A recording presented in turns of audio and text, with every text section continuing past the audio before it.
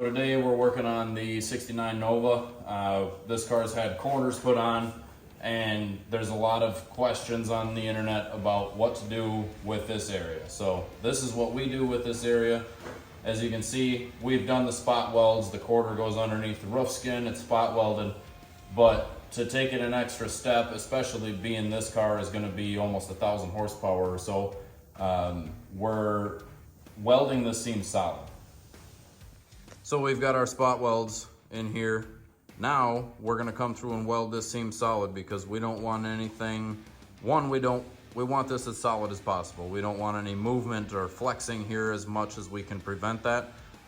But also up under this, we don't want any moisture or anything to get in the car and start seeping out underneath of our bodywork. So when we weld this like this, there's no holes, no cracks, nowhere that air or moisture can get through this.